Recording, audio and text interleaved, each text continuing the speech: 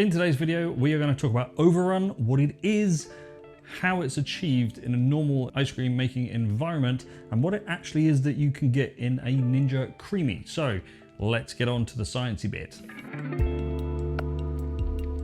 So first off, what is Overrun? Overrun is the amount of air that is incorporated into an ice cream, gelato, sorbet, whatever, during the churning phase that is stabilized by the actual ice cream mix itself. That is what Overrun is. The more Overrun you have, the more air that is incorporated, the lighter the final product is. The less Overrun, the less air is incorporated, the denser and more fudgy the ice cream is. Now I get asked all the time, I mean lots of questions, but this question comes up time and time again, is how do I increase the amount of Overrun I get in a home ice cream machine? There is really only one way to do this. And what we have to do is introduce a very specific type of protein, not protein powder. So get that out of your head if that's what you're thinking about when you're talking about protein. It's not the same thing, okay? We're going to use egg white. Egg white protein, so the albumin, does something very, very unique in ice cream when you make it. So let's try something new to explain what happens with Overrun. Here we have our air bubble that is incorporated during that churning phase. Here we have a fat globule that semi-attaches itself to that air and helps to semi-stabilize it, but it's right on the cusp of breaking that air bubble down, so it's very, very delicate. More fat globules will attach around this circle, and as the ice cream base freezes, it solidifies that matrix and creates that stabilized air bubble. Now once we increase protein, we have our air bubble here surrounded by our fat globules.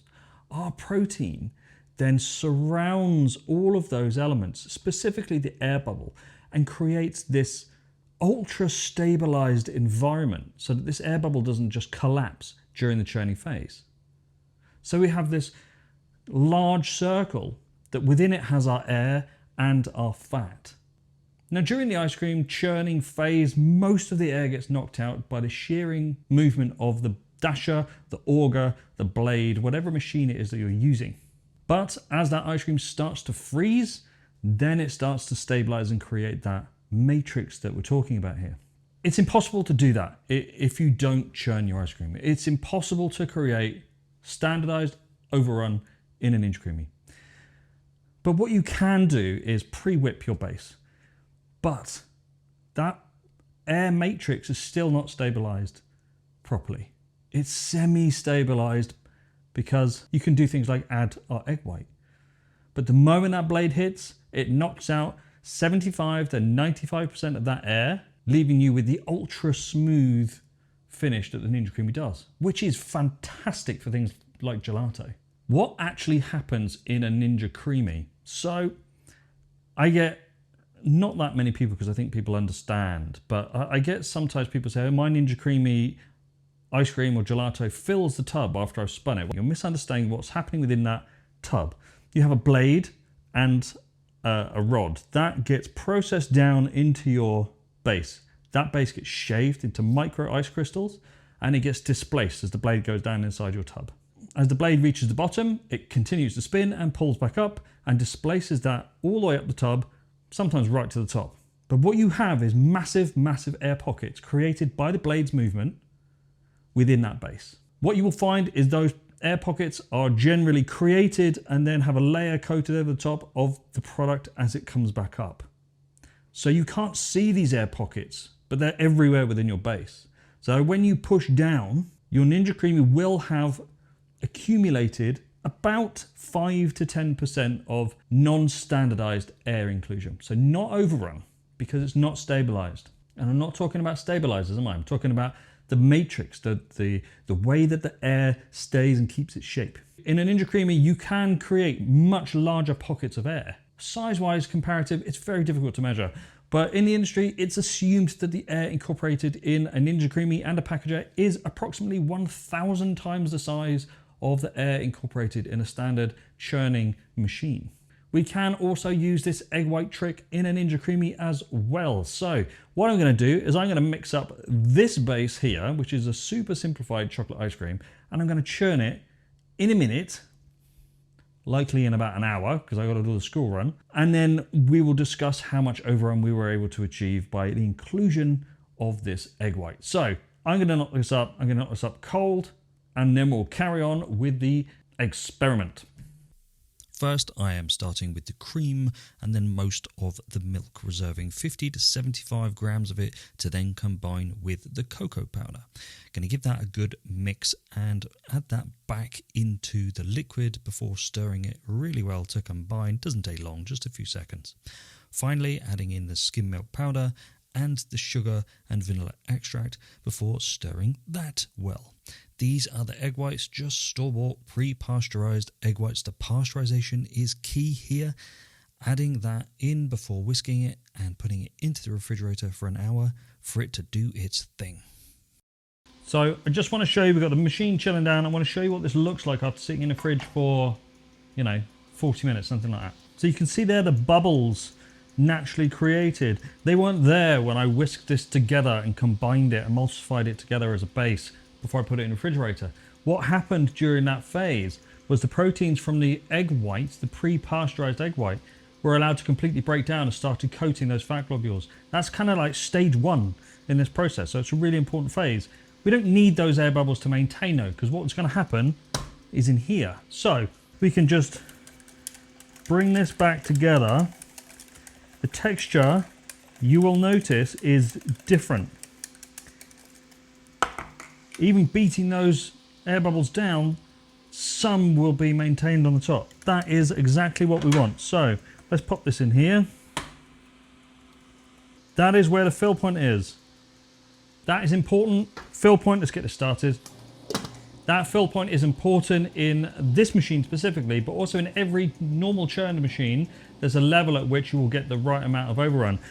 By getting it to that point, with our egg whites added, we're guaranteed high levels of overrun. So let's leave this to go and do its thing, and then we'll come back and look at how much we actually achieved.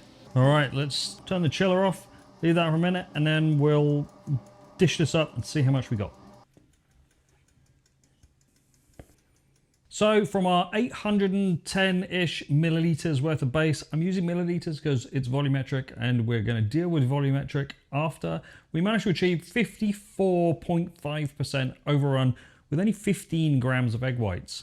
And that is a huge amount of overrun from a home machine. But the beauty is you can actually improve that even more.